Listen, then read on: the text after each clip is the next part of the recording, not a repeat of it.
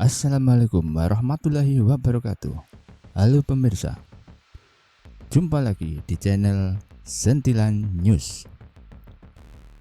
Kali ini topik kita panas banget, kayak minyak goreng pas lagi langka kemarin.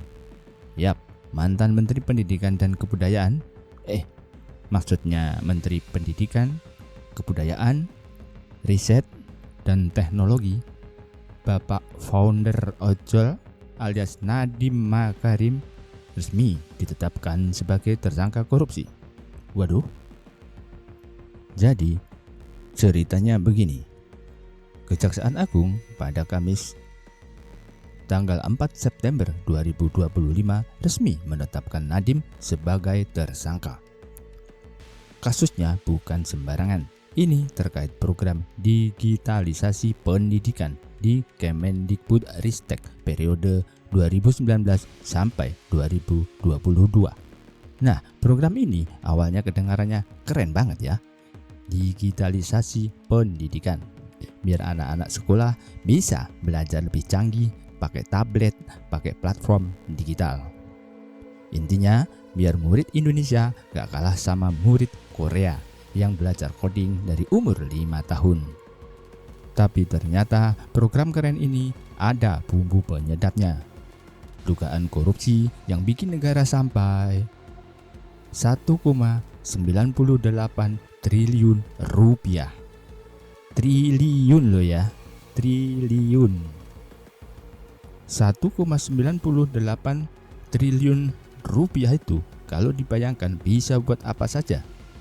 Bisa buat kasih beasiswa full sampai S3 ke luar negeri buat puluhan ribu mahasiswa. Atau paling simpel, bisa buat traktir kopi se-Indonesia selama sebulan penuh. Tapi sayangnya uang itu malah raib entah kemana.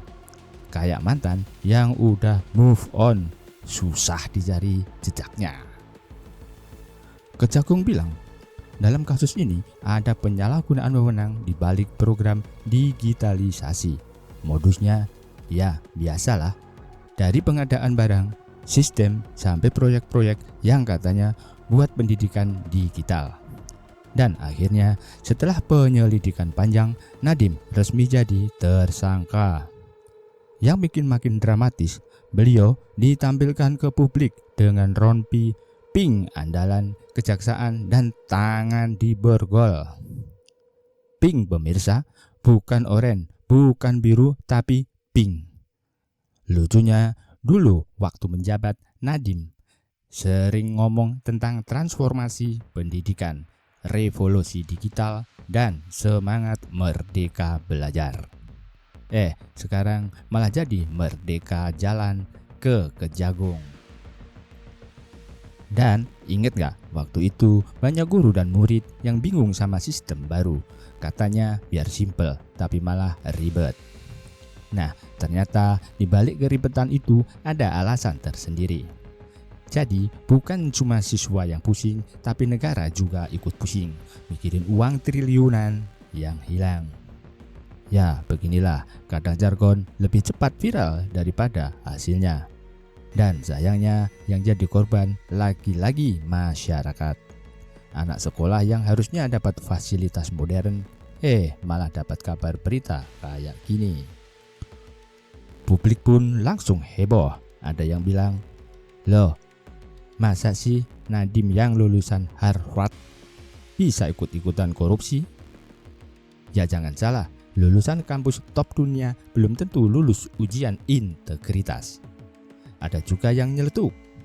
Wah, berarti benar kata pepatah, lebih baik pintar jujur daripada pintar ngitung duit orang. Netizen di medsos pun rame. Ada yang bikin meme, ada yang nyindir dengan caption digitalisasi pendidikan, tapi hasilnya digitalisasi duit. Sakit tapi nyata. Ya, begitulah pemirsa, kabar terbaru dari dunia politik dan hukum kita. Nadiem Makarim, ex Mendikbudristek resmi tersangka dengan dugaan korupsi 1,98 triliun rupiah. Kita tentu berharap hukum ditegakkan seadil-adilnya. Kalau memang terbukti bersalah, ya harus bertanggung jawab. Karena korupsi di sektor pendidikan itu ibarat nyolong masa depan generasi bangsa. Dan buat pejabat-pejabat lain, tolonglah kalau punya jabatan ya dipakai buat bikin rakyat senang, bukan bikin rakyat kaget pas lihat angka kerugian negara. Akhir kata, mari kita berdoa semoga dunia pendidikan Indonesia ke depan gak lagi jadi ladang basah buat korupsi, tapi benar-benar jadi lahan subur buat anak-anak bangsa. Akhir kata, mari kita doakan semoga dunia pendidikan Indonesia ke depan gak lagi jadi ladang basah buat korupsi. Sekian berita kita hari ini. Jangan lupa like, komen, dan subscribe. Sampai jumpa di berita berikutnya. Wassalamualaikum warahmatullahi wabarakatuh.